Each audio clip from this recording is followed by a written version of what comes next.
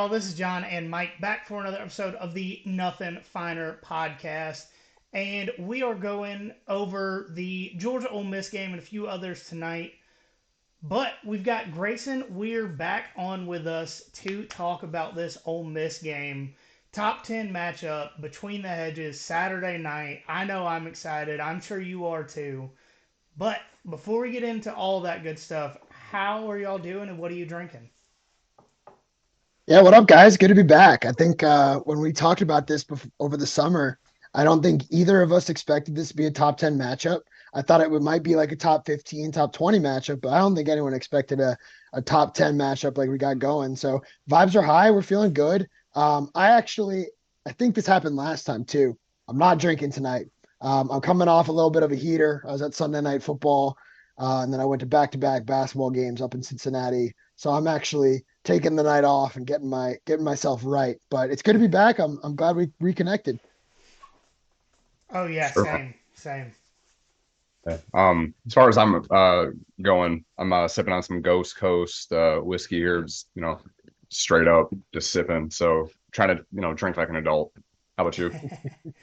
I've got some Smoke Wagon malted rye whiskey. I've had it for a while, and this is probably only like the second or third time I've drank it. And before I just picked the bottle up, I didn't realize it was 60% alcohol. So here we go. Hey, Have hell yourself yeah. a Wednesday. The good news is I am only working till noon tomorrow. Um, so So I got 3 hours to get through of work before I'm headed home for that miserable drive through nowhere to Athens. Yeah. All right. So talking about Ole Miss coming to Athens, Georgia, and this line has changed significantly since we started looking at it on Sunday. Last I checked, Georgia was 11-point favorites, over under 58 and a half. So the burning question that everyone wants to know is Lane bringing Juice Kiffin to meet Uga?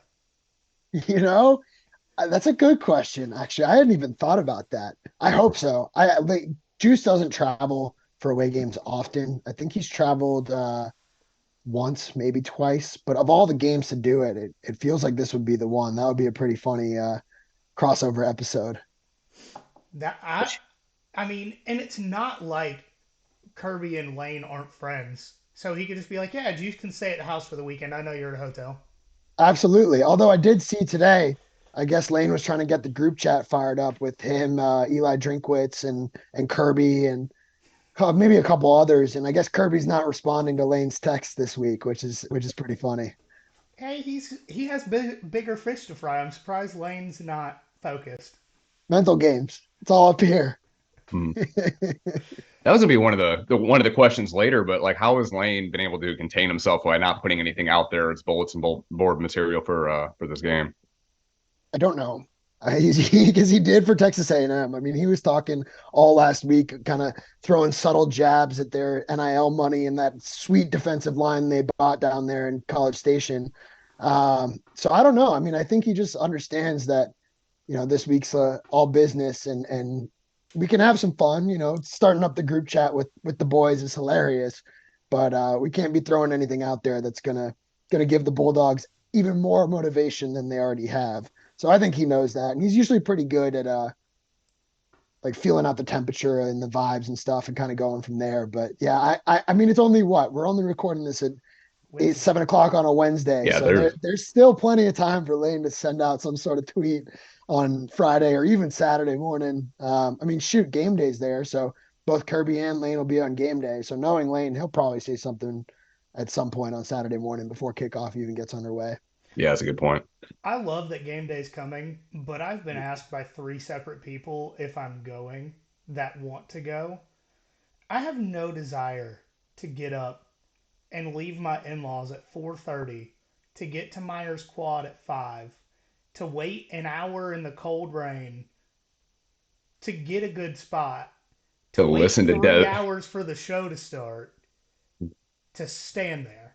and Like, then have to cool. listen to Des fucking spit nonsense for 3 hours too. And then you still got 6 hours till kickoff. Yeah, Yeah. yeah. That's a Yeah. long day. It's, I And mean, and my wife scheduled family pictures with my in-laws at 11 a.m. that day. So, On game day? uh-huh. Oh Lucky no. you. Oh But the no. good news is it is on the opposite side of Athens from her parents' house, so I do have an excuse to just go downtown at noon and not leave until 5:30, 6 o'clock. That actually did work out in your favor. It could be worse. Sure. We'll see. I mean, that game day environment's going to be electric. I did game day when they came to Oxford in 2014, but I was also a freshman in college, so like that was a little different then. But I mean, it was worth it then. I don't think I'd want to do it now, but I am excited that they went to Athens. I think it'll be a fun kind of change in pace. They don't get down your way as often as maybe you would think for the number one team in the country. So it'll be fun to have them there, and Lane will be talking his talk and it'll be Mm. electric. I'm looking forward to that for sure. But Yeah, I'm usually the with home you. I'd rather just watch it on my couch. yeah, usually the home schedule doesn't uh allow for game day to come because there's not usually a ton of big games that actually come through Athens. So yeah, it is a nice change of pace. Yeah, I think so. It'll be fun. So what are the vibes like amongst Ole Miss fans going into this game? Obviously, y'all only have one loss. On the pod, we talked about Ole Miss being our sleeper team. That's how we had you on in the summer, and I was on the lane train for pretty much through the Alabama game, thinking that Ole Miss had a great shot of getting to Atlanta. And I mean, at this point, it's pretty much shot, unless they pull off an upset on Saturday. But again, what's the vibes like amongst the fan base going into this game? Cautiously optimistic. Um, and I don't even know if optimistic is the right word because I think we talked about this over the summer. Ole Miss is going to get Georgia either this year or next, and I'm feeling pretty confident in that. We'll get one of the two. I think home next year probably makes more sense on paper, but the Rebels are cooking. I mean, they're playing well. They're playing good ball. Yeah, there's a lot of frustrating things that I'm sure we'll get into as we get into more of the X's and O's, but they're winning ball games, and that's ultimately what matters. And even that Alabama game, Ole Miss should have won that game. They collapsed in the second half, fell apart, so that even that game could serve as something of a learning curve or a learning opportunity of like, all right, we can't do this again. We lost one big game on the road. We can't have that happen twice this season. Let's get up, let's play. So I'm going to say cautiously optimistic. I don't feel great about it, but I don't feel awful about it. Mhm. And that's not usual. If coming into a game against the number one team in the country, I'm usually like, well, there's no chance. I think there is a chance this year. I don't think it's a significant probability. I think Georgia likely comes away with this ball games potentially even by 10 to 14 points. But if Ole Miss is going to do it, now's the time. Like, there's literally nothing to lose here. I mean, actually, there's a lot to lose here. There's the SEC championship and the playoff, Mhm. but nobody expected us to be there anyway. Nobody expected Ole Miss to be in this situation anyway. Except for, I'd like to give myself some credit for believing that this team could have only one loss coming into the Georgia game. Um, but yeah, I mean, nobody really expected them to be in this position. So it's kind of like, let's just go out and do what we do and see what happens. And if it happens, it happens. If not, great. 10-2 is an awesome year. You just got to win out. You got to play well, and you hopefully maybe end up in the Peach Bowl or the Sugar Bowl again. So there's a lot left to play for. And this weekend's a big test. So I'm going to say cautiously optimistic, with more caution than optimism. And for a last not serious question, and this is one I just came up with, scale of 1 to 10. What are the chances Joey Freshwater makes an appearance on Millage on Friday? He's in it. Joey Freshwater's in a committed relationship these days. He's I don't think that stopped him before. that's a good well, actually no, that didn't stop him before. But no, Lane's a different man these days. Joey Freshwater, that ID is long since retired. He's living it up with Sally. Him and Layla are on good terms.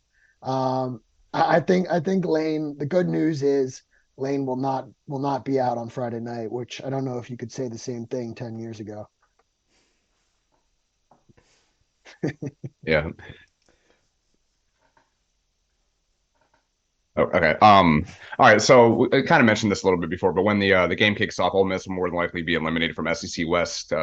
The SEC West title race, Alabama plays Kentucky at noon. I think that's all. They just need to win one game or Ole Yep. Miss lose at this point.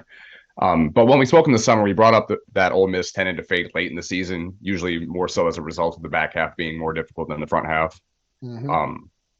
In prior years, but that really has been the case this year. Y'all went 2-1 in the toss-up games, beat Tulane in Tulane, beat LSU in a really fucking exciting game. That was That fun to was watch fun. for us as nobody with a dog in a fight. And then obviously the Alabama game happened, which when that game happened, I think we talked about it more so. We were more pissed off that Ole Miss blew that than whatever game Georgia played that weekend. Like we talked about that for probably half the pod, right? It's so frustrating. I Yeah, cannot believe they blew that. we were big mad. Yeah, Yeah. I went on a big rant about how Lane Kiffin's attitude kind of ruined that chance for the team because going into the half it was close or they were leading or something, and he pretty much said Nick Saban's the best coach in the country at making second half adjustments, so we'll see. And Oh, then yeah, but he didn't say that to the team. The team didn't hear any of that. He went back into the yeah, locker. but in his head they were done.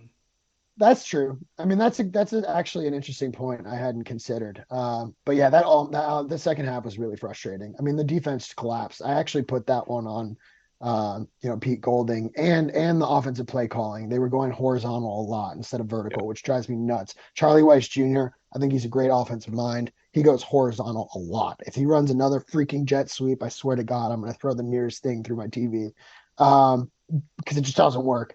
But anyway, to circle back on it. Yeah, Ole Miss is playing big games and they're winning big games. I mean, the toss up against Tulane, I think everybody expected Ole Miss to win that game in Oxford. Ole Miss believed it was going to win that game. And I think they believed that against LSU too, but they knew LSU was going to be a challenge. Um, if I could point to like one thing that would be the difference this year, I would really just grit. I mean, this team last year rolled over.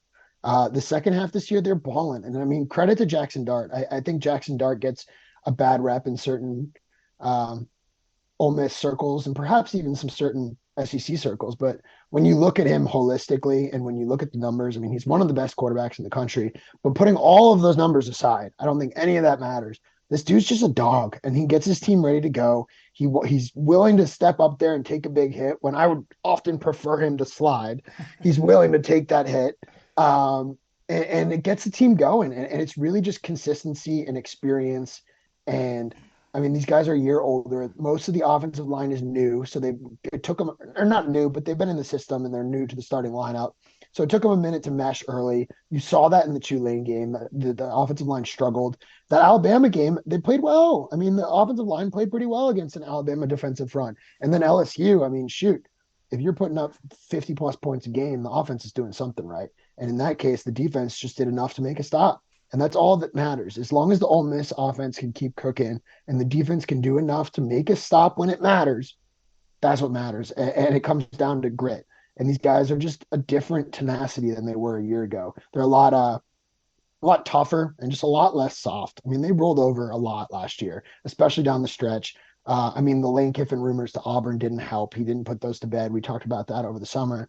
Um, but I mean, I think the difference this year is they're just a mindset thing. And I think people have really bought into the system. People said, okay, look, here's what we can do here. You know, that Lane has a track record of winning. Ole Miss has only ever started the season at 8-1 three times in history. Two of them have with Lane Kiffin. So, Damn. I mean, that just goes to show like these guys they believe, they know, and they know they can win. And I think that's the difference. Whereas last year it was they thought they could win. This year they know they can win.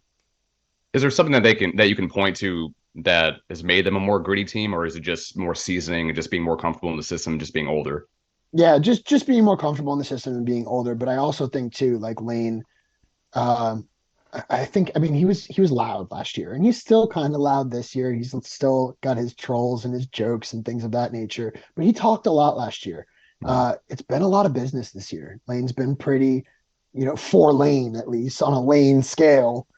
He's been pretty tame, and I think the guys see like, okay, hey, our coach believes in us. He's really put in the work and the effort. He's focusing on the things that matter the most, which is, um, not just football. And I think that could be it too. This team is not all football all the time. It's, hey, take the time to be with your family. Hey, if you need a couple hours on a Monday afternoon, fine. You need a day off on a Tuesday because you're tired. Great. Rest, recover. All of those things, kind of this pro mindset that they brought to Oxford since Lane arrived.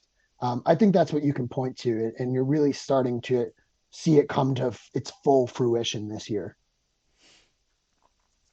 So we do want to throw some stats out there, more for the listeners than for you, because obviously you know this team pretty well. Sure. But Ole Miss has the 14th best scoring offense in the country at 38.8 points per game. Total defense is 12th in the country at 478.9 yards per game. 297 passing, which is top 15, and 34th in rushing at 181 per game. And the Pete Golding led defense has allowed 22.9 points per game, good for 46th in college football. We'll take that. And Yeah. Ole Miss is actually tied for 10th in turnover margin at +8, and Georgia's 38th at +3. Mm. And then Ole Miss is the third most penalized team in the SEC, and Georgia is the least. So I had a feeling the penalty thing was going to come up. Yeah. just some quick It's stats to throw warranted. out there. Yeah. No reason, just throwing them out there. Yeah, but that's a warranted conversation because Mhm. the penalties have been trouble. And I will say, I don't know if this is out there all the way, so I think we'll say doubtful. Micah Pettis, one of the offensive linemen, he is probably not going to play this weekend. Oh, And when you look at the penalties, that's actually a good thing.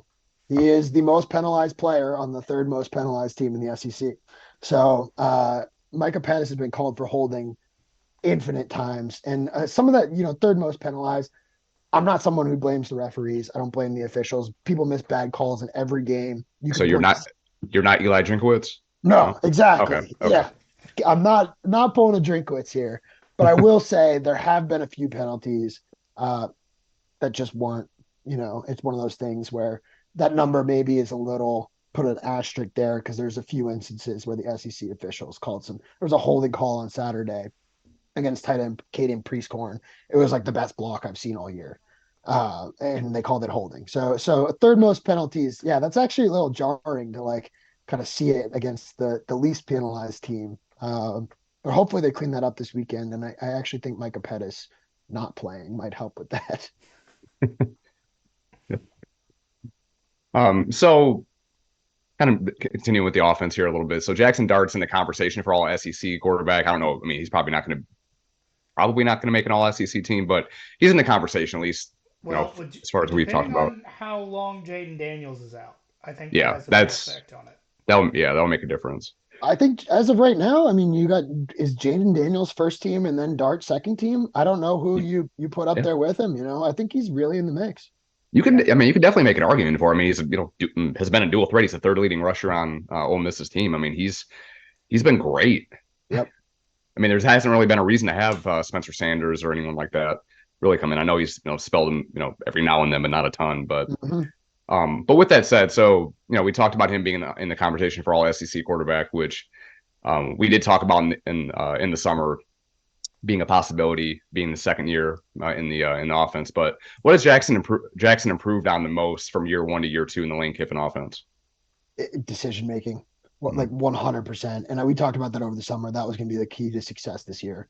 I mean, Jackson, there are still instances where I want to rip my hair out. And this, again, and we talked about this over the summer. For the new listeners, I'll recap it. I've known Jackson Dart since his junior year of high school. Both my parents went to USC. So I've been following him since he was a junior at Corner Canyon and then got the starting job senior year at Corner Canyon. And he's awesome. But his biggest thing is he's fast and loose a lot of the time, or at least was. And I think they worked really hard with that in the offseason. That was part of the reason they brought Spencer Sanders in. I mean, Spencer, I actually feel bad for the guy to some Yeah. extent because he really put himself in an awful situation just because academically he couldn't get in anywhere. So he kind of got stuck in Oxford. And he legitimately thought he could beat Dart for the job. But I think kind of everyone in Oxford knew that wasn't the case, that Jackson was the guy and that Spencer was just there to push him. And I think that really made a huge difference for Jackson because, Spencer's played 5 years. This is Jackson's really, I mean, we talked about this over the summer too. He played only 6 games at USC or 7 games at USC or whatever it was. But that was on a bad team with a coach that was gone and intern. Like that didn't even really count. I don't even really count. And so like this is kind of his sophomore year to me, and it's Mhm. his second full year in the system. And so the biggest thing he's improved on is just decision making. I mean, he knows when to throw the ball away for the most part. He knows when to slide for the most part.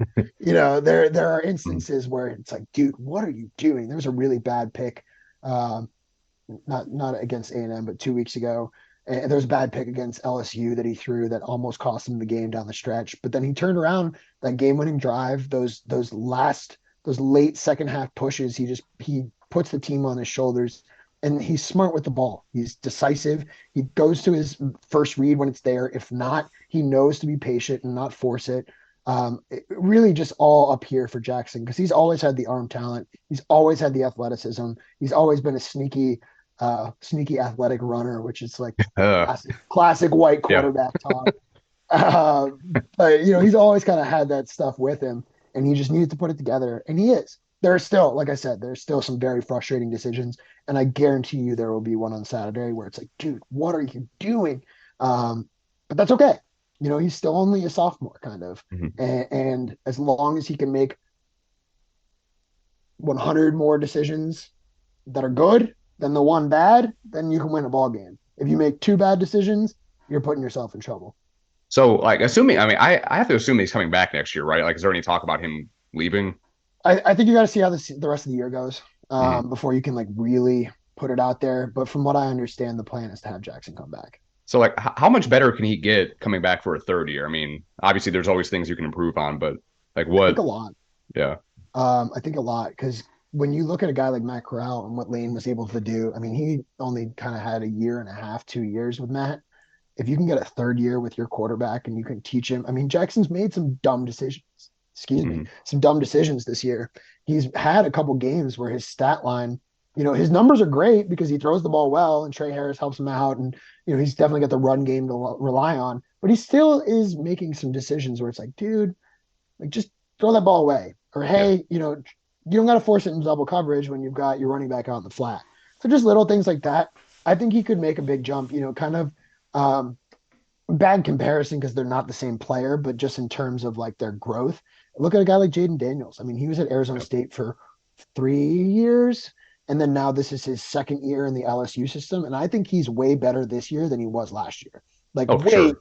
Hmm. miles better than he was. Hmm. I think you'll see the same thing with Jackson, where it's just another year in the system, another year in a college offense, another year, practicing, getting ready, uh, being able to work on those deep balls, being able to work on kind of finding your closer targets when you need them. So I think likely he comes back. If Ole Miss makes a run to the playoff, that's a different story. Hmm. Um, but I think we all kind of know that's not going to happen. Um, and Hey, so but yeah, next year, 12-team playoff, it might that's what's happen. frustrating. Ole Miss is Yeah. in the playoff this year if it's Yeah. 12. Even with the loss to you guys on Saturday, Ole Miss is in the playoff for 12. Yep. Um, so that's unfortunate, but I do think next year he will be back. Sweet. I'd love to hear it.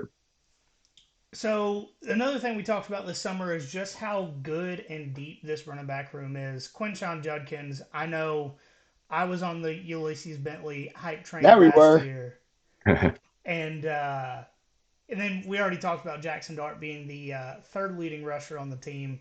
So how heavily does Lane lean on the run game this season or this game, considering how much outside runs have hurt Georgia this year?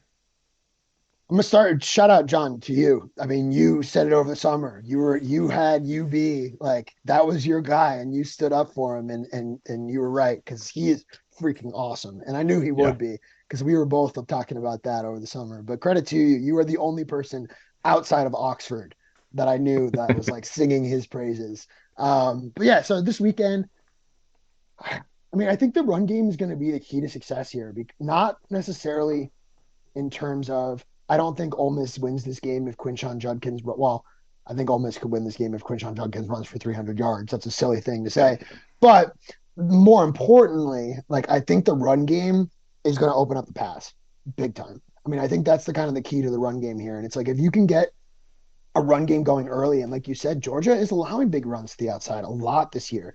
And Peyton Ole Miss, Thorne. yeah, yeah, no Yeah, kidding. Oh yeah. my God. Um, didn't he just get?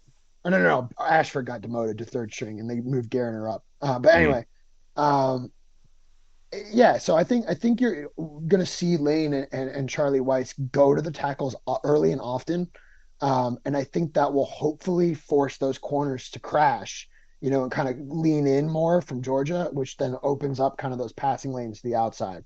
So I don't think Ole Miss wins this game on the run.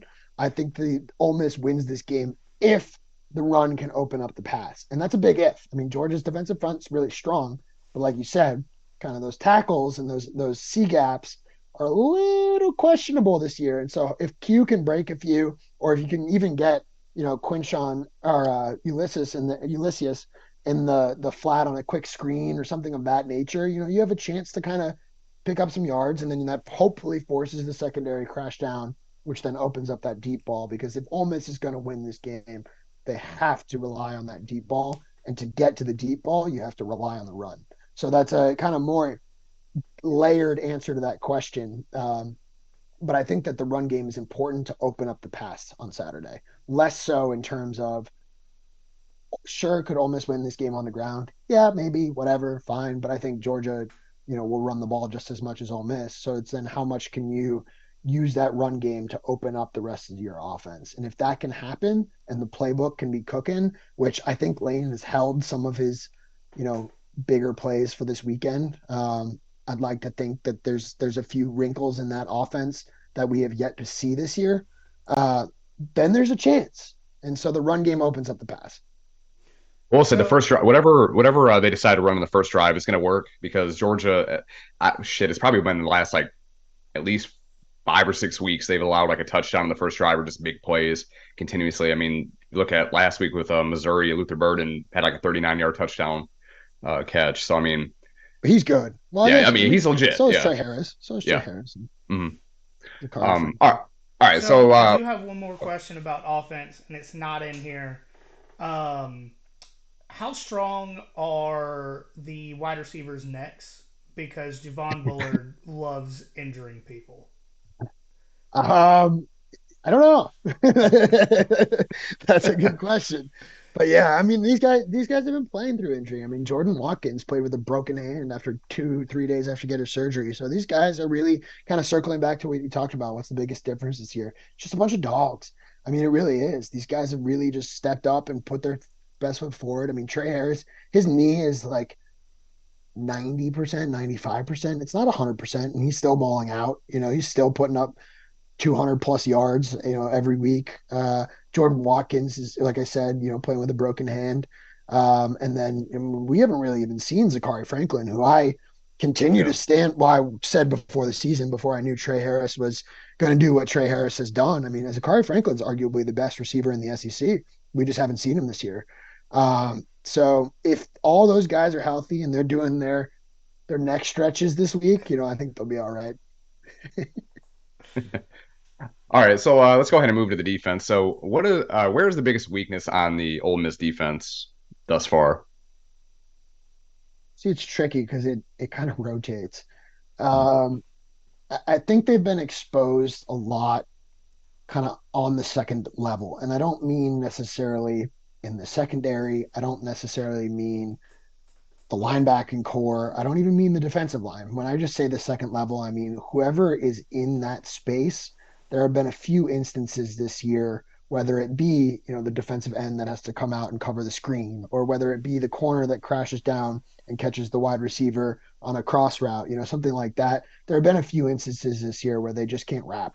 And I mean, especially early in the season, that was my biggest gripe. I thought the defense Stephen, I mean, you mentioned it, what, 48th in the country, 43rd, 46th in the country, something like that.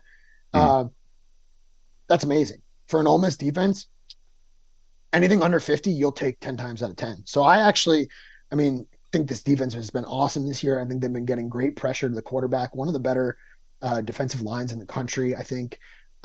It's just a matter of whether they can really get up and make those tackles and wrap up and take down the ball carrier on the second level. I think that's kind of where they've been exposed this year, and we saw it with A&M. I mean, A&M's got a good offense. I mean, Max Johnson is what he is, but they run the ball well. They've got a decent offensive line, and Ole Miss was able to actually wrap, and that was something that we kind of lacked against LSU and lacked against Alabama in the second half, is they just couldn't wrap up. And if you can wrap up, that defense is playing great ball this year. So, what is something that you have confidence this Ole Miss defense will do well on Saturday? Okay, yeah, I'll circle back to that. I think pressure. This defensive front has been awesome, and I know that's a big task with a Georgia defensive line or offensive line. I was looking at it something today, and don't quote me on this, but I believe the Georgia offensive line like averages what, like 6'4", 295, 300 or something like that. Like they're big dudes, and they're all 4 or 5 star recruits for the most part. So this will be the toughest offensive line that Ole Miss has faced this year. And I still have confidence in the ability to get into the backfield and force Carson Beck. I mean, I think Carson Beck's good. I don't know if he's great level yet. I don't know if we're quite ready to, you guys might think differently over there in Athens, but I'm certainly not ready to anoint him as, the next guy yet.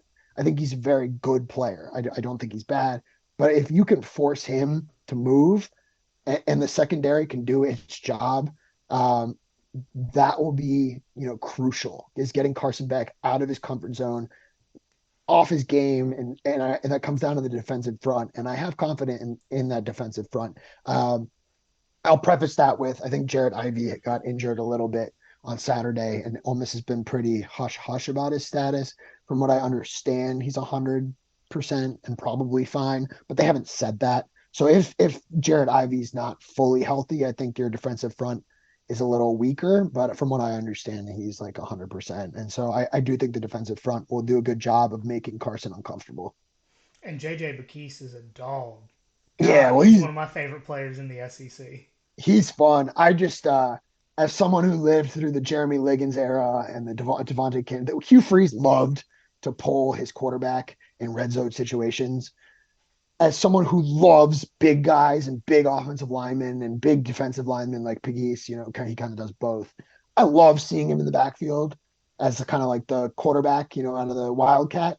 But as someone who lived through that under the Hugh Freeze era, oh my God, it makes me so mad. Like just put Jackson in there, put him under center, freaking brotherly shove him up the middle, or heck, I mean, even put Spencer Sanders. You don't want to get Jackson Dart hurt? Fine. Send Spencer in there. Like he's a dude. Have him do the short yardage situations.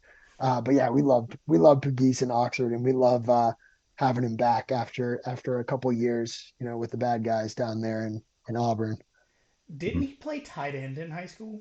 Yeah, he did. He played tight end in college too. When he got to Auburn, he was a tight end, and then he transferred back home to Ole Miss, and they were like, "Look, dude, like it's time. Like we love you, but the dream is coming to an end here. If you want to go pro, we got to move you to the defensive side of the ball." And he's been awesome. Mhm. All right. So what's your biggest concern for Ole Miss coming into this game against Georgia?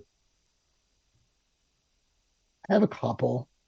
I mean, I think wrapping up in the secondary, the second level, not the secondary, um, would be one. Because if they can't wrap, Georgia's offense has proven that they will. I don't think Georgia offense is necessarily as prolific as it has been in recent years, but it has shown that when, I mean, we saw it with Mizzou on Saturday. Mizzou, there are a few instances where they let up, and Georgia took advantage of that. So that they capitalize when they need to. Otherwise, I think they're pretty consistent and level, in a good way, like not in a bad way. Georgia's got a great offense. I'm definitely not trying to put out any bulletin board material there. So if they can't wrap, that's a problem. But I think my bigger concern is um, stagnant offense. There have been a few instances this year, Alabama second half being one. I mean, even LSU second quarter was kind of slow. There have been a few instances where the offense just stalls. And I don't know if it's because of the play calling. I don't know if it's because of the offensive line play. It was really bad against Tulane in the first half. I don't know if it's because Charlie Weiss is going horizontal, which drives me crazy. Whatever it is, there have been a few instances this year where the offense just stalls kind of in the middle of the game. And if that happens this weekend, you can't stall against the number one team in the country. You can stall against Tulane and get away with it. You can stall against Texas A&M and get away with it. You can stall against Vanderbilt and get away with it. You can't stall against Georgia. And so that's my concern, because if one quarter is not the Ole Miss offense that we expect from this offense this year, Ole Miss will lose. So that's probably my biggest concern, is just hitting the brakes at some point in the game and not being able to score points. All right. So, is there anything else that you want to talk about for this game before we have you pick some games? I see it on here. Is is Brock Bowers playing? It seems like he's going to. So Or is this smoke? Because I've been saying smoke, but then everybody that I've been talking to, it's like, no, it's legit, it's legit. But I'm like, I don't know. This guy had tightrope surgery, what, 3 weeks ago? Yeah. yes, Well, yeah. they Three, did four? say 4 to 6 weeks was how long he was going to be out. And I think at this point we've confirmed that Brock Bowers is not human. He's some sort of alien. So Yep. that timetable could get moved up. Um, and if what Marcus Rosemy-Jacksaint said at the press conference the other day is true, there's no way Brock Bowers does not play. It's Okay. senior day too. I mean, not that It's he's a That's senior. true. It's his He's last not. chance at the stadium. And Yeah. yeah, and he was allegedly running 19, 20 miles an hour at practice I on saw that. What is that? What does that mean? Because, like, to me, like, this sounds kind of ignorant because I probably couldn't hit 14 miles an hour. But like 19, 20 miles an hour, it's like that's good, but like, are so we like overly impressed by that? Because you've got, I mean, he not hitting 19, 20 miles an hour when healthy? so So are we he just, is that just saying like he's healthy? That's a so good. That's a good point. so I think it's saying he's healthy, but Okay. also kind of just how ridiculous of a player he is. Because I I mean, that mean, is ridiculous. going to Yeah. the NFL, I think Tyreek Hill's fastest in-game miles per hour is like 24. Yeah. Okay.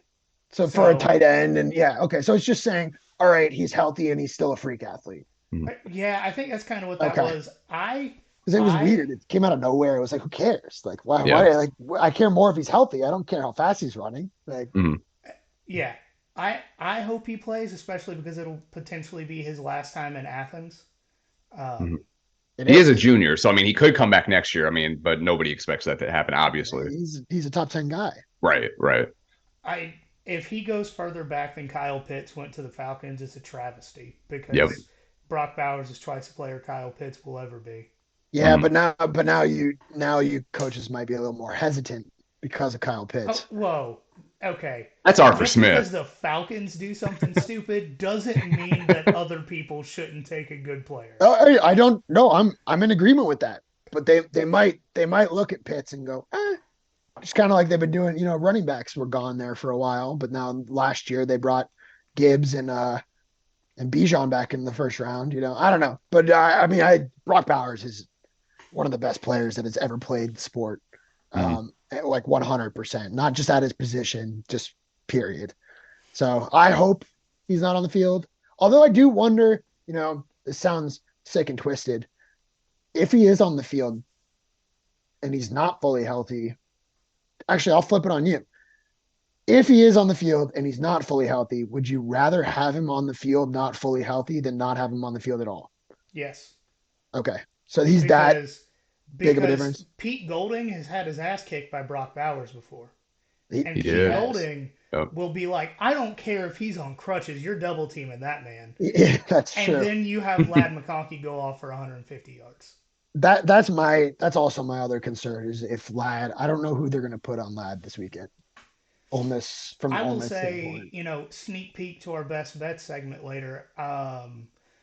Our so in here where we said our Brock Bowers, Caleb Tillman's one of the guys in our college fantasy group, and he does like a big stats deep dive almost every week for us. Mhm. He said that the current prop bet for Lad McConkey receiving yards is only 66.5. So Which, I'm yeah. my best bet is over 66.5. Um, 100%. I Because mean, the he had secondary is good. 135 Yeah. against Florida. Yeah. Mhm. Ole Miss has a very good secondary. Like they have played extremely well this year, even perhaps above my or really anyone's expectations, but Yeah. over. Yeah. Mhm. Yeah, Over 65. yeah, Mhm. for sure. All right, you ready to pick some games? I'm always ready to pick some games. All right, first one up, and what we're going to do is we're going to tell you the spread and the over under, but you just have to pick straight up. Michigan 4.5 point favorites at Penn State. Over under 46. Yeah, this actually is probably like my most conflicted game this weekend because Michigan's dealing with all this off-field stuff. I wonder at what point does it catch up to him or does it ever catch up to them? They might go out there and want to prove everyone wrong, which is kind of where I lean. Like, hey, we can do this without the sign stealing. Mhm. Because they're a great team. I mean, they're awesome. And I as someone who abhors Michigan, I love that we can kind of put an asterisk on the season, but it's not fair to them because they're a great team and they'd be winning this without the sign stealing, I think. With that being said, what time is that game? Is that a It's a big noon noon. game? It's a big noon game. I'm Fox I'm gonna go loves to Michigan. trash good games. Hmm. Yeah, I'm gonna go Michigan because it's a noon game, but with it being a road game, I also don't think Penn State's like that great. James Um, Franklin. That's yeah, all. That's all you need to say. so I'm gonna go Michigan, and I'm Yeah. gonna go with the points too. Okay. Okay. So Tennessee 1.5 point favorite going to Como over under 59. This was tricky too. This whole weekend is weird. I was looking at the slate today. Wednesdays are kind of the days I usually get in the lab and try to get ahead of some of the lines before they move. And it's a weird slate. And then the NFL slate on Sunday is awful, but that's Yeah. that's another Yeah. conversation. Um, I think I think I'm gonna go Mizzou here because they're at home and it's a huge bounce back spot for them. And that defense, I mean, the defense looked good against you guys last week, all things considered. I mean, Yeah. it, Georgia's a great team, and Missouri did their best. The defense kept them in the game. Um, I'm gonna go Mizzou only based off of the fact that they're at home, and that I think the defense could stop, Joe Milton and company. Mhm. I think the three of us may be able to stop Joe Milton. Yeah. That's I fair.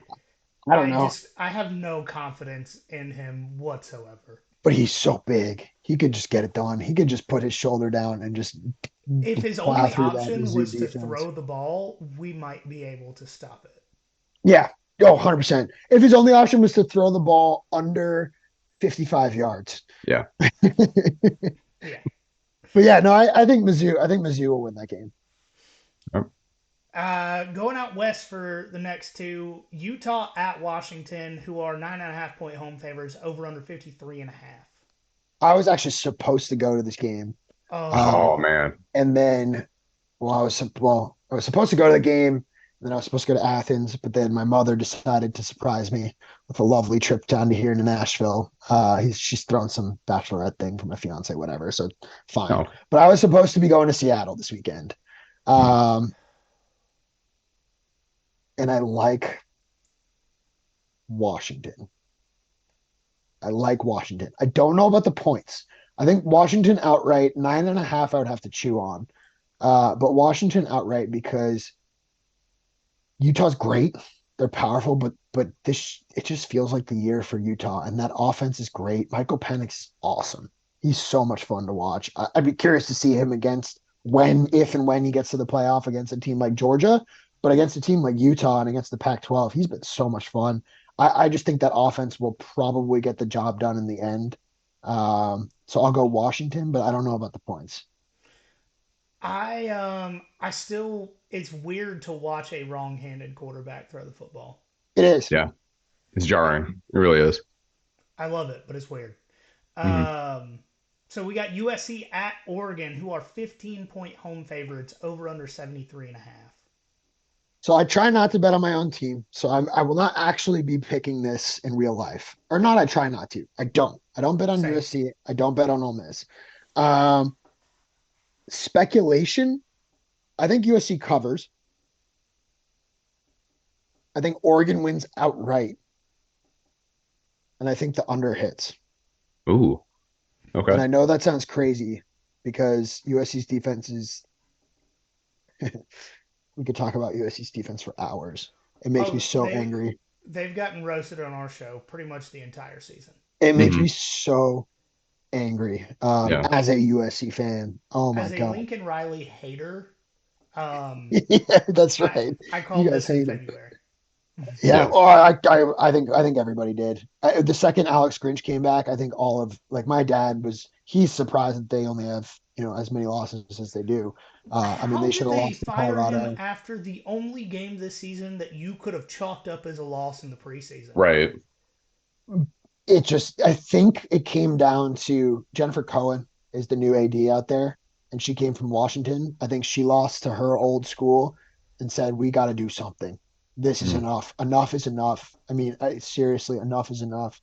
Um, I still can't believe that it actually happened because Alex Grinch. I mean, that he must have had like Jim McElwain. Well, we now know it wasn't Jim McElwain, but Jim McElwain type, boat shark pictures. I It's still don't something. know if it wasn't Jim McElwain. Yeah, It, you it can't. wasn't. Barstow figured that one out.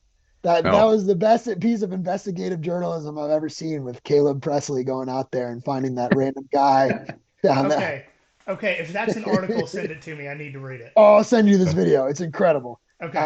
Yeah, I'll send it to you right after this. But I mean, Alex Grinch must have had something like that on Lincoln Riley to stick around for 4 or 5 years now. I mean, Mhm. unbelievable. So this is going to be a hot take, and it's probably going to be wrong because USC's defense has given me no reason to believe that they could actually do anything competent. But part of me thinks that now that Alex Grinch is gone, they're actually going to play a little bit better, which is why I think that that under is going to hit. But I do think Oregon will win. They could win big, but I think USC will cover, just solely based off of like we can't get embarrassed like this, Mhm. because Lincoln's kind of lost the locker room this year. Actually, I see you got that here on your notes. I don't know. I'm going to go USC covers, Oregon wins under, Mhm. but Just that could be wrong. before we get to the Georgia and Ole Miss game, is there anybody that you've heard that could like take over for defensive coordinator for USC? Is there any names out there yet? They're not doing that yet, which I think is a good thing. Mhm. There's some speculation about promoting from within or maybe going and Mhm. try to make a big splash. But you kind of have to wonder who that big splash would be. Because I mean, who the hell wants to take the defensive coordinator job at USC? I mean, I know it's USC, I know it's whatever, but like you have high expectations the second you get in there Yeah. because it's not a situation where Alex Grinch was so bad you just have to be marginally better to like do a good job. Alex Grinch was so bad you have to be awesome. It's one of those situations. So there's been a few names that have been tossed around, but I haven't heard anything like of substance, and I think that's a good thing. I was surprised, like you said, John. Why do you fire him after Washington? Why didn't you fire him 3 weeks ago, or just wait until the end of the season at this point? But I think it was more so a statement like, "Hey, this just isn't going to fly. We got to do something." If there was somewhere that I could put money that they make a run at either of the Georgia defensive coordinators, I would do it. But I highly doubt either of them would leave to go coach for Lincoln Riley. No, I don't think they would. I don't know why you would. I mean, I don't know why you'd leave a team that consistently gets the best defensive players in the country outside of A&M because they have a bigger bankroll. But um, Sure. yeah, I don't know why you would leave Athens for Los Angeles unless you just love that like celebrity lifestyle and that kind of thing. But Mhm. David Bear Alexander, shut up. I mean, he's a dog. He's a dude. He just has been Mhm. underutilized this year. Yeah. Yeah, he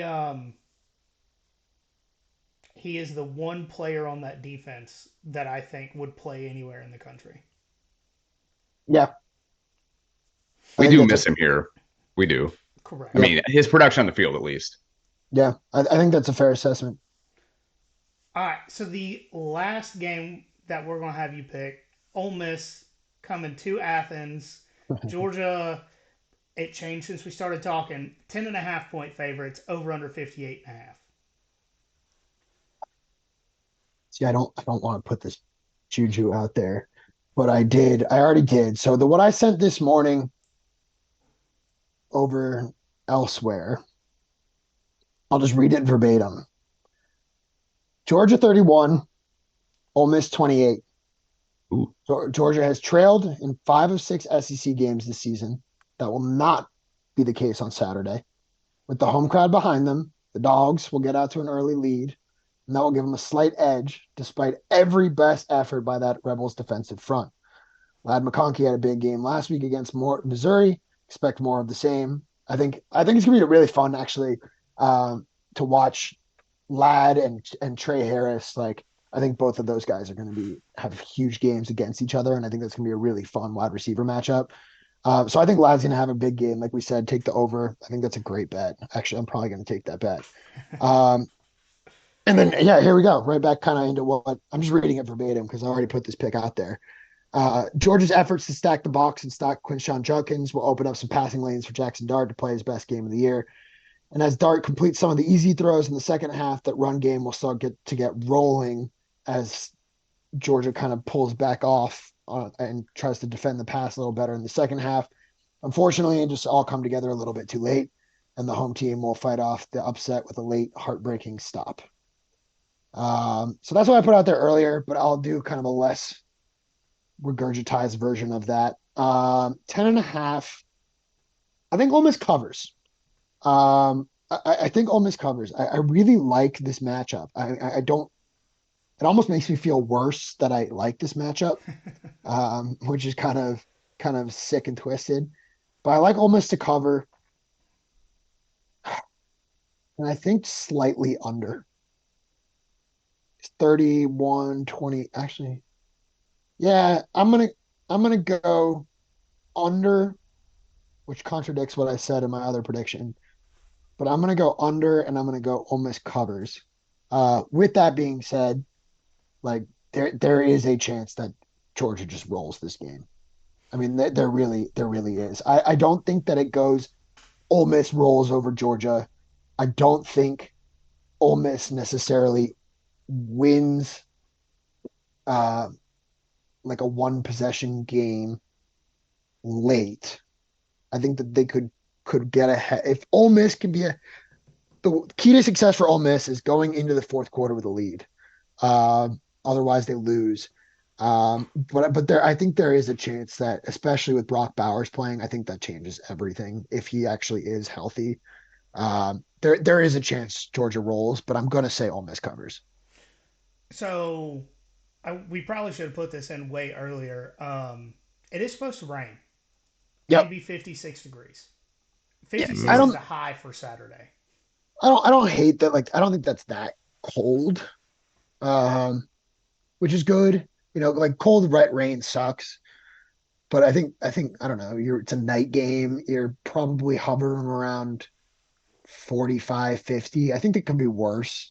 But the rain could make things tricky. And I think that's at that point, it depends on how much it rains. Because if it gets sloppy and it becomes a ground game, It's I supposed to think, rain all day.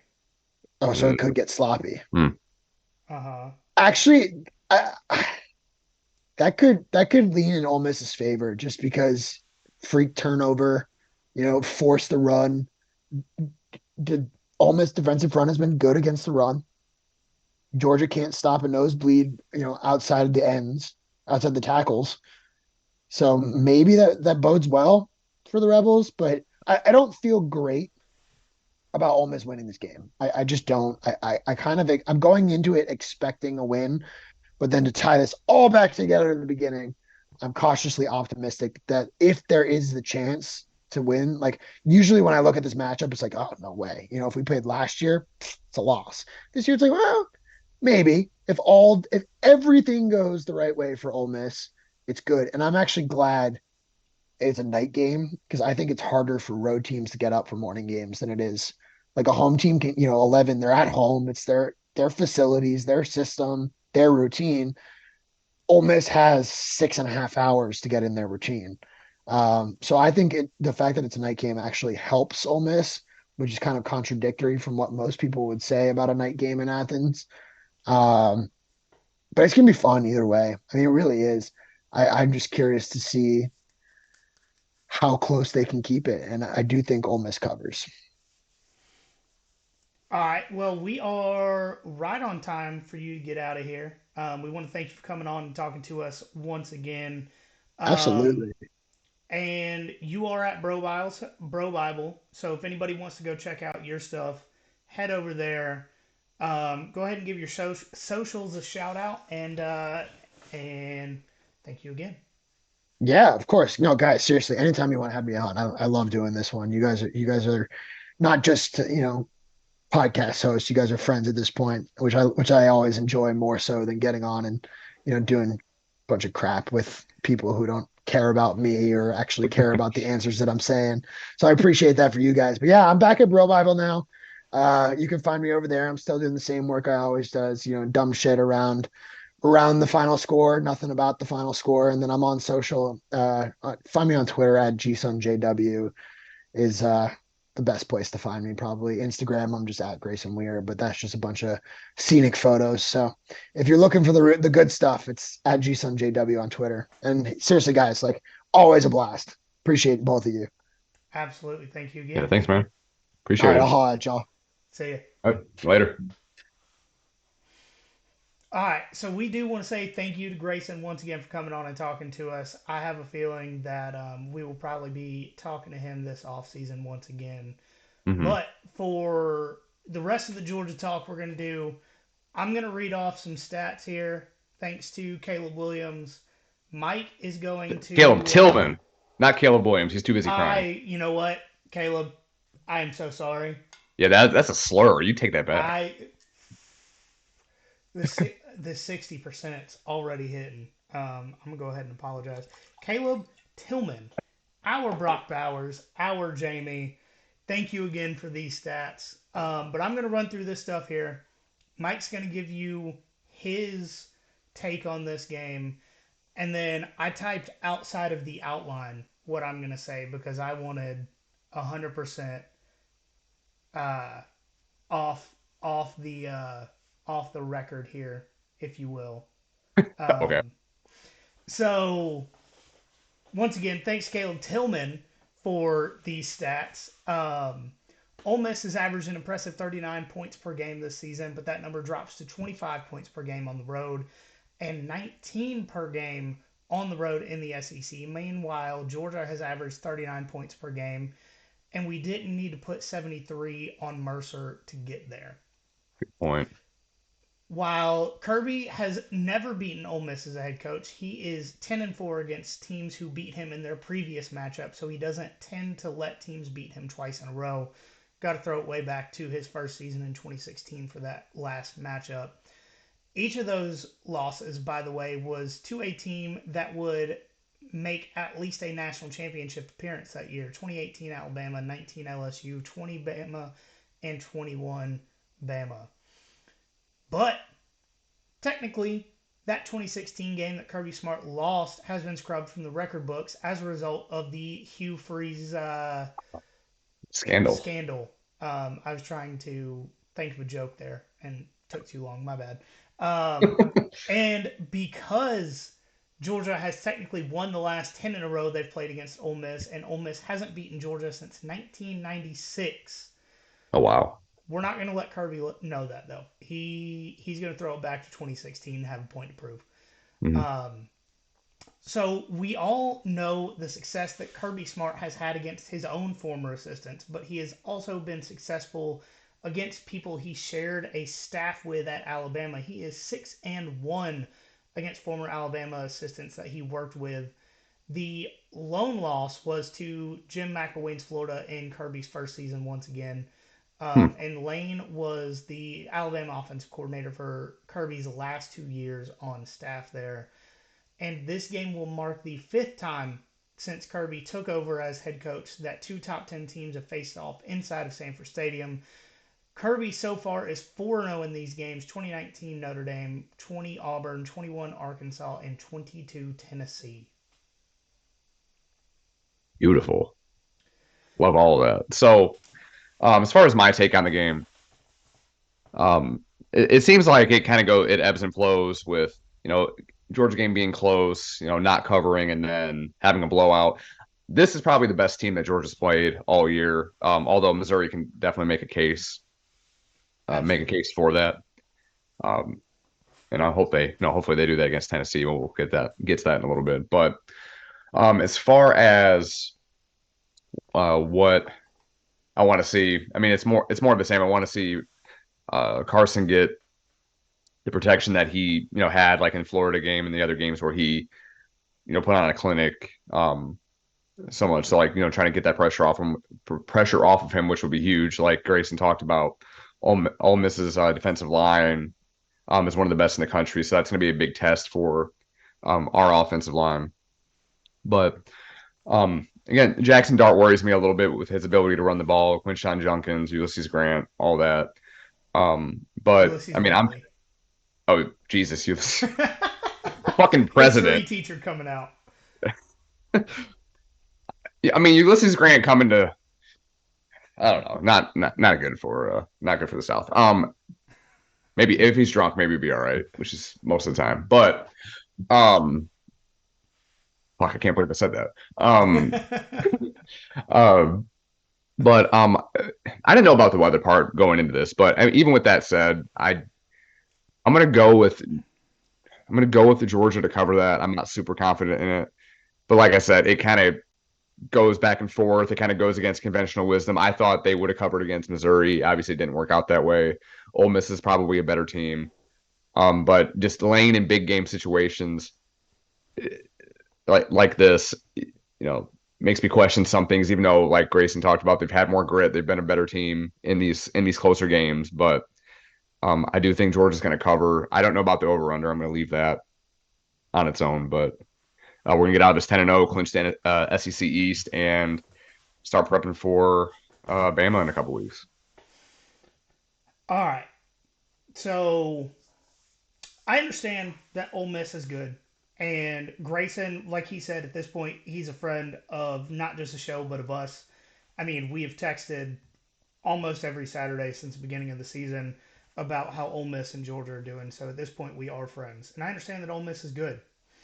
And now that Jaden Daniels is possibly out for a while, that Jackson Dart is possibly the best quarterback in the SEC. Mm-hmm. You know why that sounds familiar? Because we Why? heard that shit last season. It's about a different team. We heard that shit last year. We heard that about Tennessee. They've got a great offense. They've got a good offensive mind. Their defense is okay, but that doesn't really matter because their offense is so good. Yeah, it sounds familiar. We saw a hyped up team come into Athens last year in the cold and the rain, just like it's going to be on Saturday. And they thought they were going to win that game. They thought Georgia didn't stand a chance. I think that Ole Mm-hmm. Miss thinks Georgia has a chance, but I also think that they are good enough to win the game this weekend. But here's where the biggest problem is for Ole Miss. The TV networks decided to give Kirby Paul Smart a night game against a top 10 team under the lights against a coach that he practiced against every day for 2 seasons on senior night for the winningest class in the history of the University of Georgia. The boys are going to be hyped up for this game. They're going to be hyped up for these seniors. There are rumors that not only is Brock possibly coming back, but there are also rumors that the boys are wearing black on Saturday night. Can we break it? Can we You break that what? news? Can we break that news right now?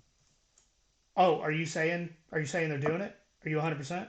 No, I'm not. Okay. But I'm not I'm either. just gonna will it into existence. With all that Sorry. being said, Kirby Smart is undoubtedly the best coach in America.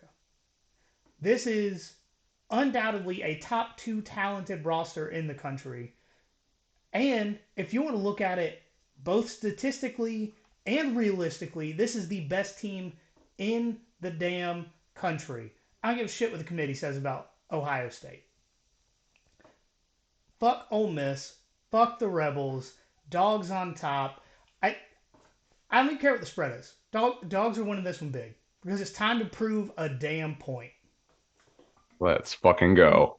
Love it. Love it. Love it. Love it. All right, so we do have calling the dogs this week. I intelligently went ahead and put the voicemail in there.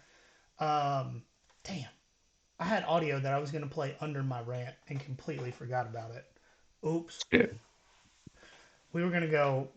I was going all in, and then concussions caught up to me. But Mm. here's calling the dogs, and if you guys want to get in on it, give us a call at 678-465-8020. Call us before the game, during the game, after the game, Sunday morning. Doesn't really matter. We'll throw it in here. But here is the midweek calling the dogs.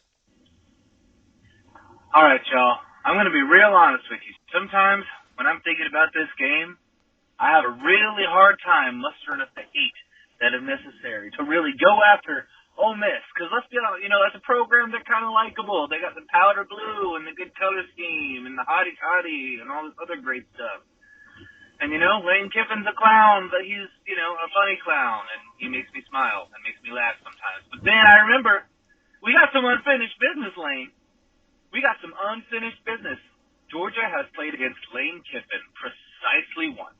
And he got the upper hand with Tennessee in that game back when he was coaching them for a year. Remember that? And then he fled the SEC as soon as he could. Now he's back. Yeah, I remember. Lane Kiffin absolutely dog-walked Georgia in that game. I believe the final score was 43-14 in Tennessee's favor in that game. We got some unfinished business with Mr. Kiffin we got to take care of. And I know it was daggone 14 years ago. That don't change anything in my book. And we got some unfinished business with Ole Miss as well. Okay, we took care of business with the coach that beat us 7 years ago, whatever it was in 2016. We got revenge on Hugh Freeze, and he was the coach that got that win over us vacated, by the way, because of his recruiting scandals. But we still got to beat the program. We still got to take care of business, take down Ole Miss, ruin their season like they ruined ours back in 2016. And then finally, there will be no one left in the SEC who has a winning streak against the Georgia Bulldogs.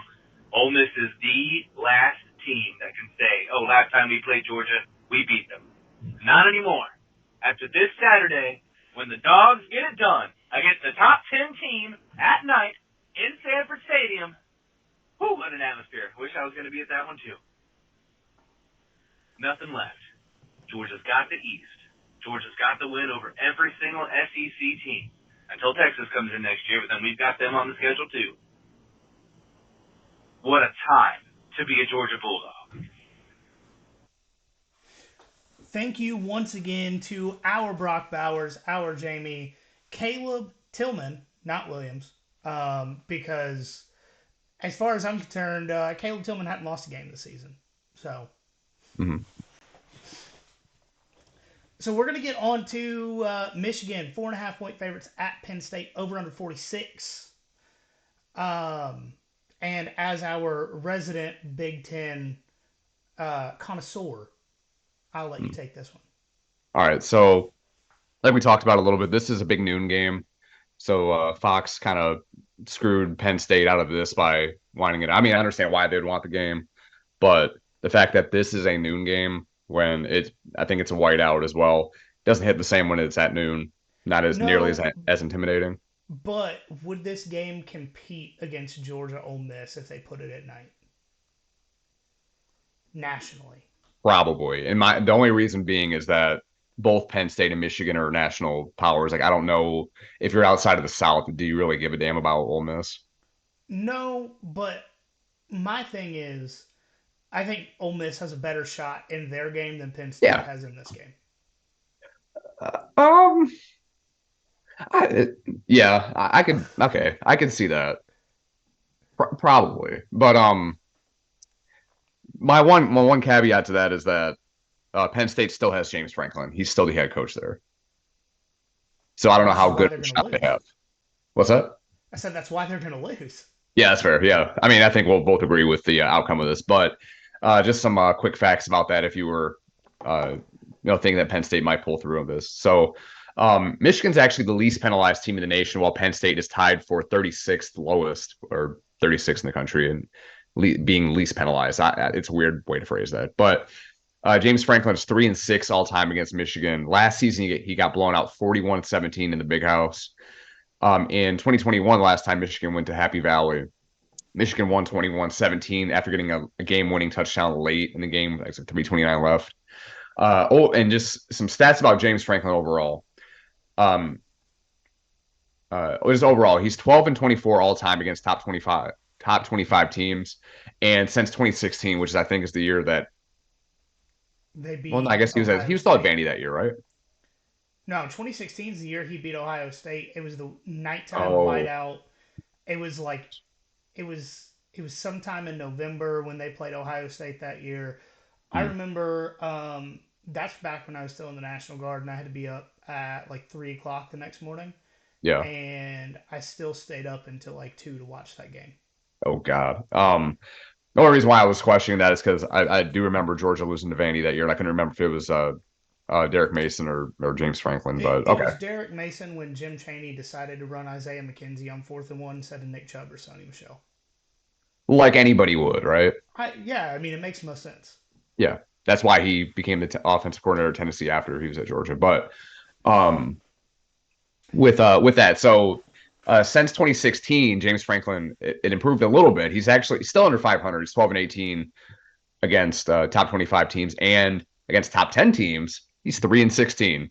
So with all that shit said, Michigan's a 4.5 point favorite. I'm taking Michigan to cover that. I think if Michigan only wins this game by 10 points, it's considered a loss. Like Yeah. eh, Michigan to me is the second best team in the country behind Georgia, and Penn State should be nowhere close to the top 10 with the exception of their schedule. I just Yeah. Penn State, don't get me wrong, great defense, terrible offense. Michigan's been Drew, this big. yeah, Drew Aller. So I don't PFF. I don't know. I'm not a huge fan of it. PFF still has Drew Aller as a top 10 quarterback in the country. He's like not very far behind Carson Beck. I think Drew Aller's like 88 point something. Carson Beck's like 91. And The I thing don't see it. is, Yeah. this is probably the worst year that the Big Ten has had in quite some time as far as disparity between their top three and everybody else. So Hmm. when the top three just get to kick the dog shit out of everybody, it makes their players, it makes their schedule, it makes everything look better. Because Penn Hmm. State has one loss, but if you put Penn State in the SEC, they're a 3 or 4 loss team right now. Oh, easily. Easily. So Yeah. like don't get me wrong, I think in a different system, Drew Aller, I think everybody on their team would be a lot better players in different systems. But Hmm. with their offense and James Franklin as their head coach, Drew Aller's not a good quarterback and doesn't concern me in the slightest. Hmm. And I mean, Michigan's defense, both I will say, both Georgia and Michigan. Although again, at this point, Georgia's played stiffer competition. Um, Many people would say, including us, but Michigan and Georgia both have top 10, are Jesus Christ, both in the top 10 of total offense and defense for both of them. So um, it will be interesting to see how Penn State plays against them. Like you said, I think it's going to be a double digit game, but yeah, if it's even close to that 4.5, it's going to feel like a loss, but I'm going to we'll go see. out on a limb and say that it's a 35-14 game. Ooh, so you're thinking the over? I'm not putting money on it, No, no. but I think 35-14 is about where both of these teams are at because Penn State, regardless of how terrible their offense is, does have a very, very good defense. Hmm. So, I mean, I could even see 28-14. Um, Yeah. but I just think that Michigan, because they have the quality depth at so many offensive positions, like they can rotate receivers in and out. They've got 2 or 3 good running backs. It's not going to be a like, oh, it's a tight game close.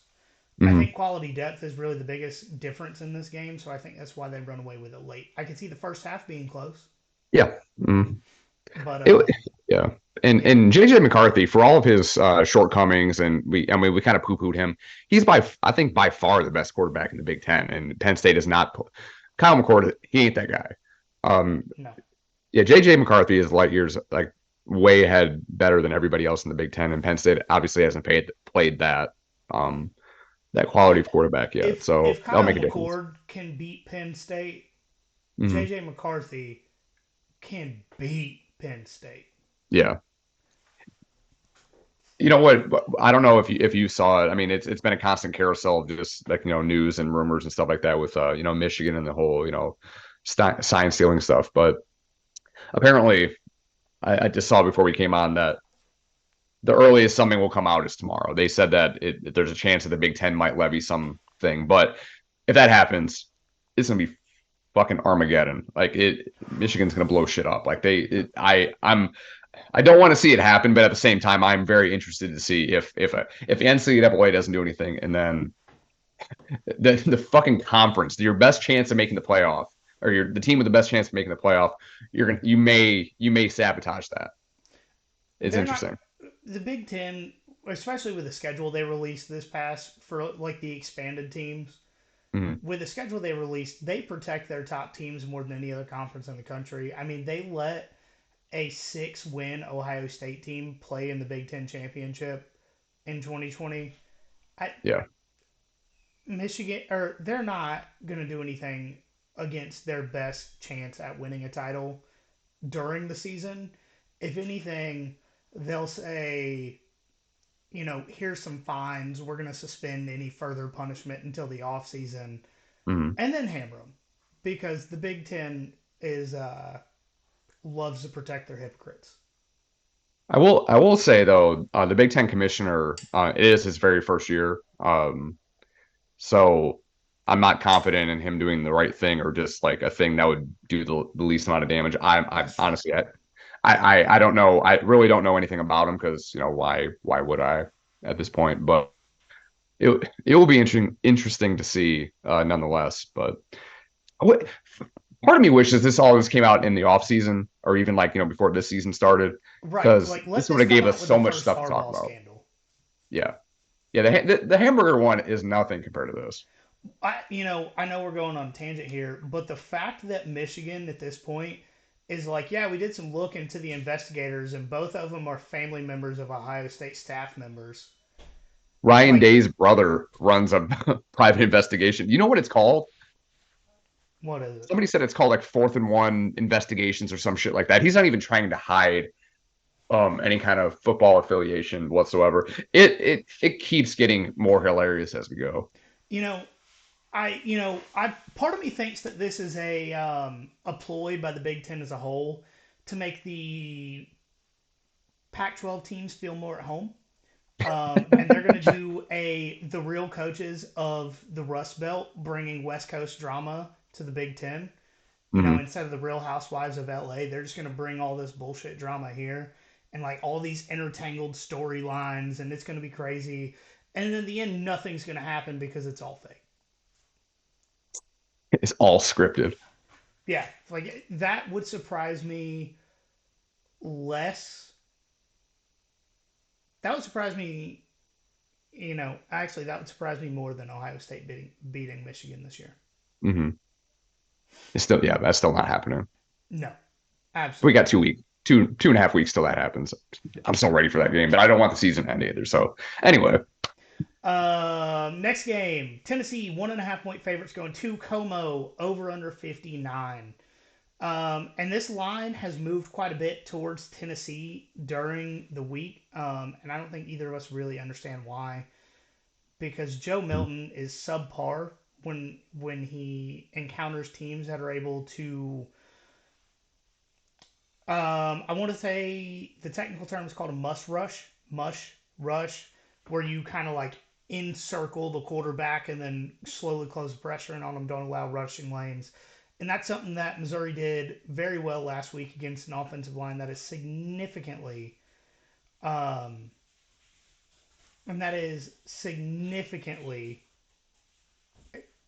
Mike, whatever you just typed in there distracted the shit out of me. Hold on, I got to figure out where I was. Sorry. Missouri did a must rush a lot better against an offensive line that is better than Tennessee's last week in that Georgia game. So I think they're able to get home against Joe Milton quite a few times. Missouri is 20th in the country in team sack percentage at 8.64, and they are closer to 10% at home, while Missouri is 30th in the country in that same Tennessee. stat for what it's worth. Tennessee. Um, what did I say? Missouri.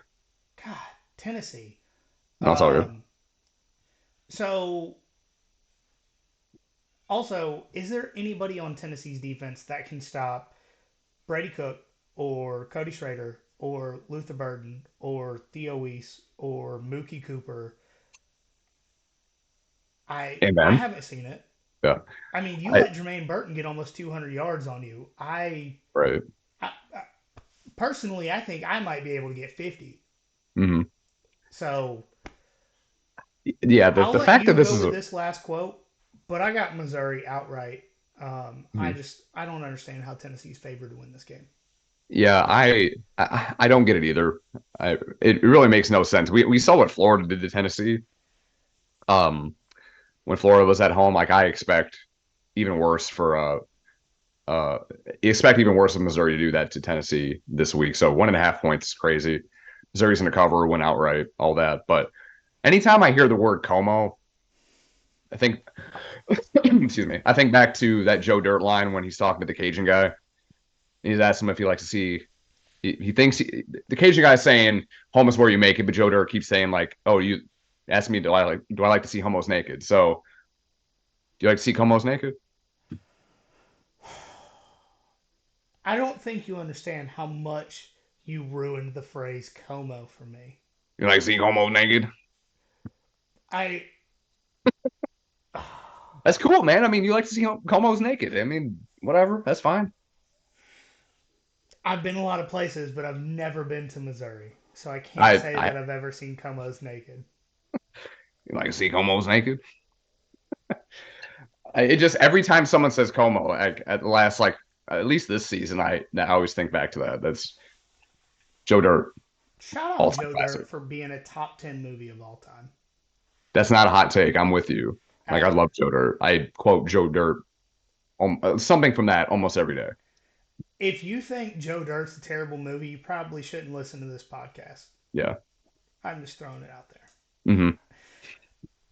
Next game, going back out west, Utah at Washington, who are 9.5 point home favorites, over under 53.5. And so this is my bandwagon team for the year. And I'll admit, Washington has a tendency to have letdown games after big wins like they had last weekend in LA.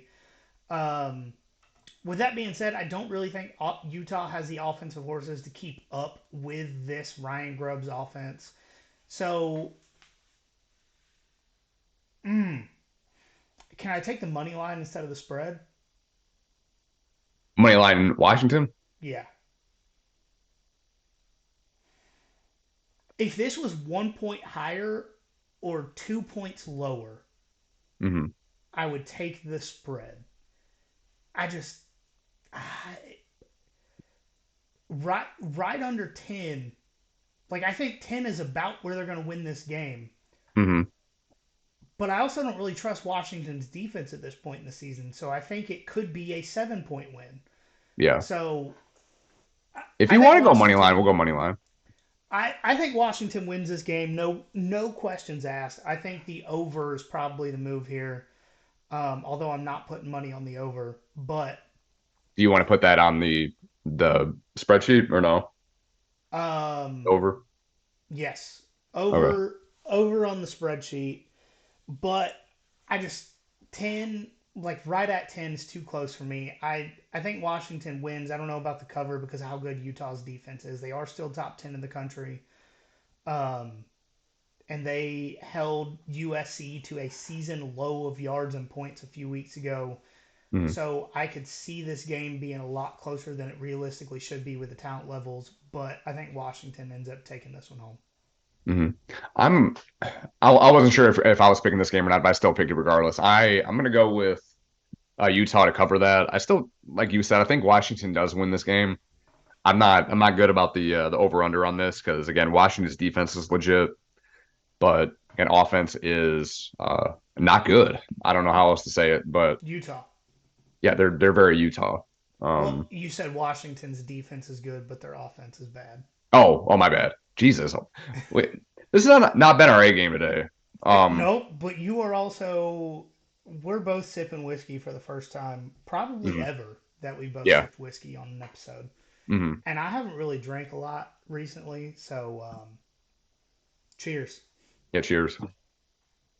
All right, so yeah, like I was saying, Utah's going to cover that. They're so the plus 9.5. I got them on that. I still do think Washington's going to win, but yeah, going with Utah there.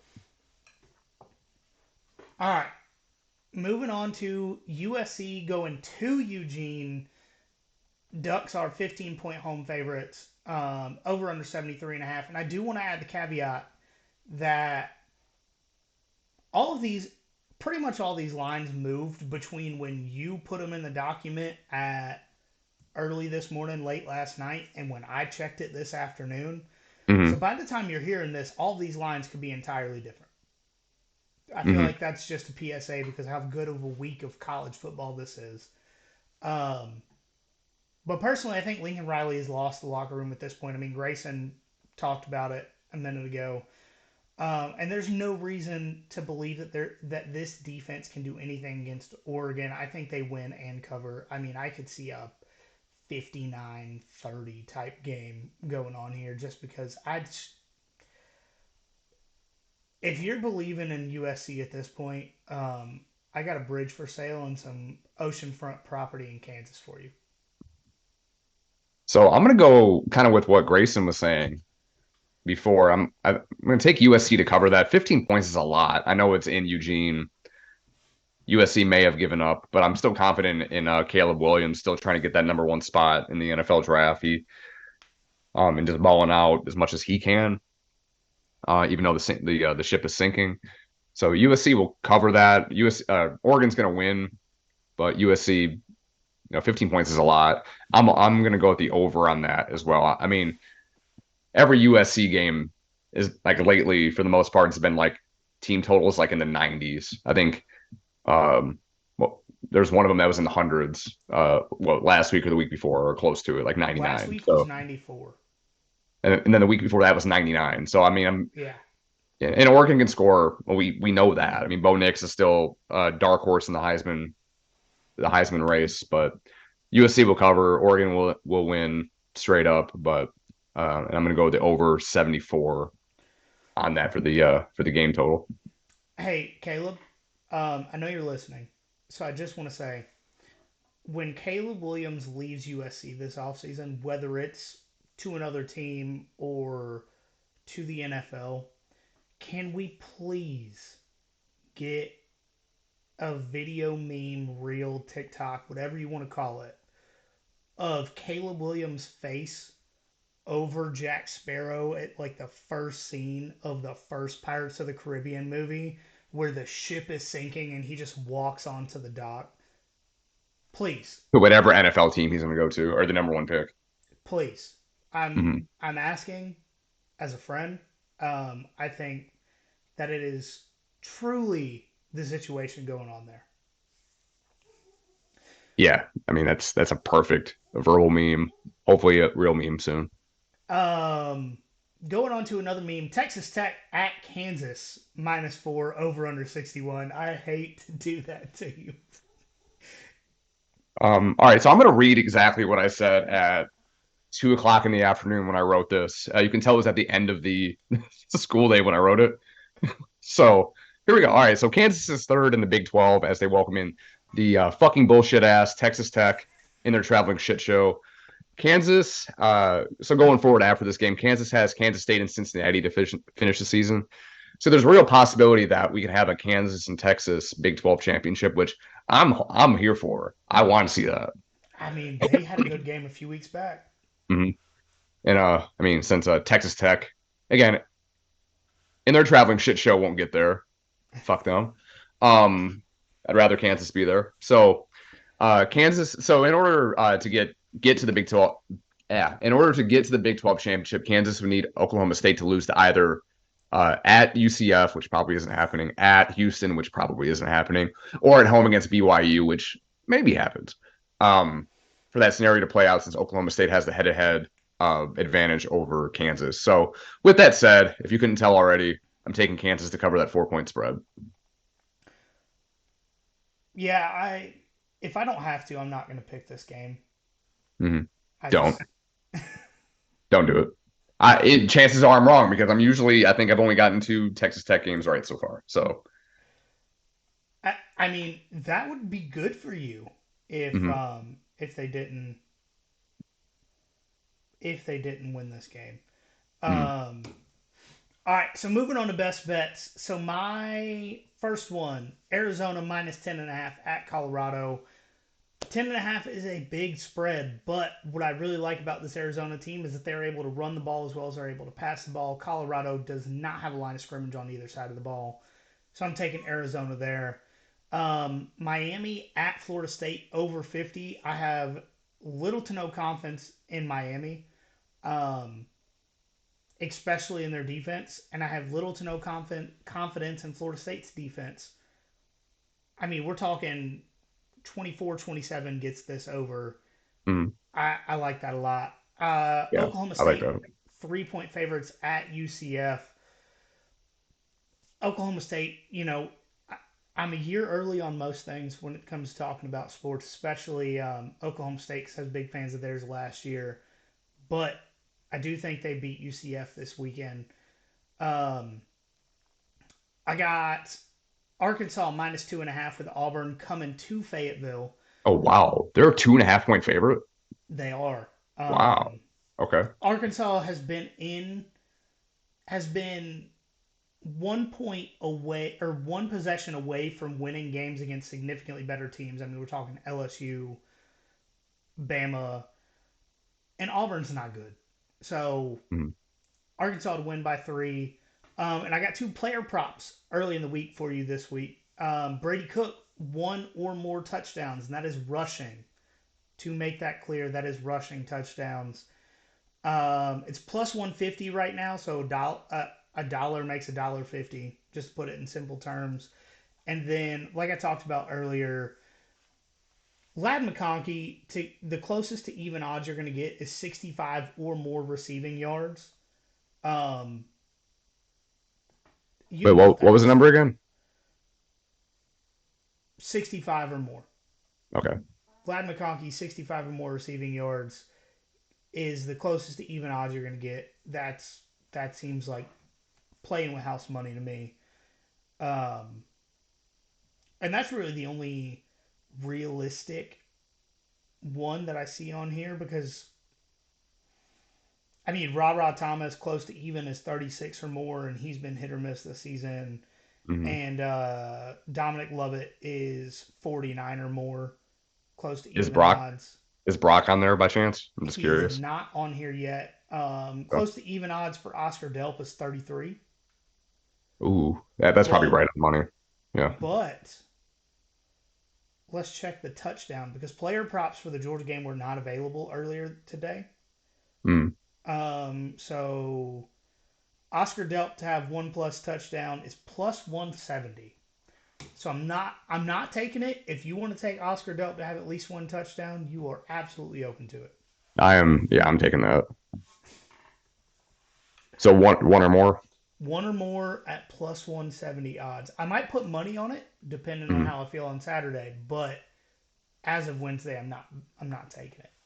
Yeah, that feels like easy money. I like that a lot because he's had a couple touchdowns since Brock's gone down.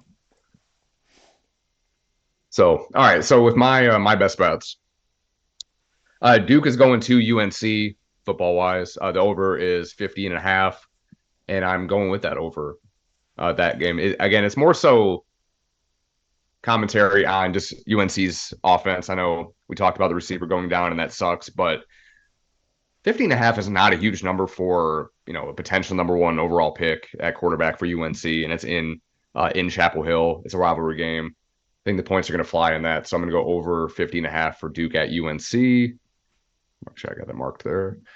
Next, UConn.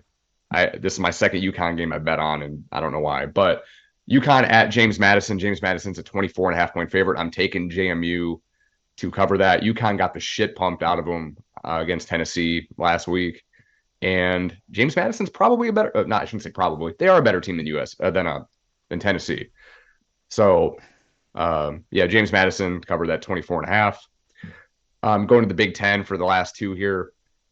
Minnesota's going to Purdue. I'm doing the under 46.5 on that because Purdue's offense is not very good. Minnesota's offense is not very good, but Minnesota's defense is not quite Iowa level, but they're not that far off from it.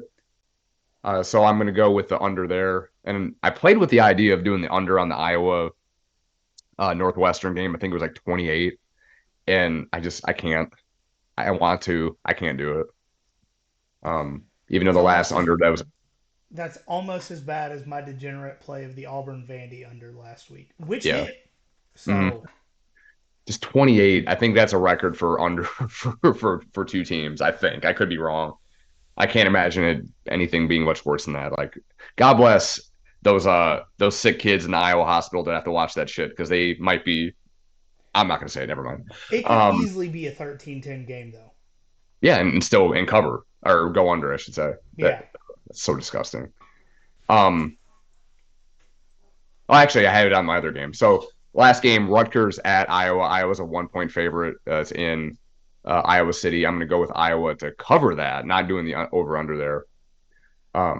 With that, I mean, it's a 1 point. It's basically a pick 'em. It may have changed since I looked at this, but I'm going to go with Iowa to cover that 1 point. And I want to say they're going to clinch the Big Ten West if they win that game. If not, they'll do it next week. So they'll get the honor of getting the shit kicked out of them by Michigan or Ohio State in Indianapolis. And then you just mentioned Oscar Delp, one or more receiving touchdowns. I'm on top of that. So, Oh, it's total touchdowns. He could pick up okay. a So fumble like Isaac Nada versus Tennessee a few years ago. there we go. Total. Okay, so total touchdowns. There we go. Yep, definitely going with that. Um, random. On a scale of 1 to 10, what would the comedy level be if Iowa won the Big Ten this year? They only have one loss, right? Correct. Ooh. If Michigan doesn't win the Big Ten, that's what I'm hoping for. If some that would be. Do they fire Brian Ferentz? If that's the case, is they're not scoring. I mean, they're not getting that 25-point average. I mean, They can't. They're not. They're gonna a release him from that contract and 7-6 re-sign Big him. Ten championship would be the most Midwest thing that could happen. Mm-hmm. That would be. Oh, it's so gross. But I kind of here for it. All right, guys. To close this episode out, I do want to announce that we have a T-shirt live on Millions.co. If you go to our profile, you can find it. We've also shared it on our Facebook page in the Facebook group. We will be putting it on our Instagram and all that kind of stuff soon. Very biased take. It's a badass T-shirt. It really is. So if you like to help us out, go get that T-shirt. If you like to help yourself out by having a badass Georgia T-shirt, go check that out. Follow our socials at nothing.finer.pod on Instagram, at finerpod on Twitter, Facebook, and YouTube. Just search us there. Make sure it's got our logo. If you rate and review the show 5 stars, send us a screenshot. We'll send you a sticker. And is there anything else? No, that T-shirt's reasonably priced. It's not too. It's cheaper than a lot of Nike stuff that you can get. So, and it helps us. So, go for it. Like, I obviously have a very biased take, but when Mike sent me this picture, I was like, "That's badass." I was like, I don't even care if it's our T-shirt. That's awesome. It's nice. I had the idea out there. Millions definitely stepped up and helped bring my idea to life. So I'm stoked for it. Hopefully we can get that on hoodies and some other stuff coming up soon. And then knock on wood, maybe add another trophy to it in a couple months. Let's go, baby. Always remember, guys, there is nothing finer in the land Then a drunk, obnoxious Georgia fan.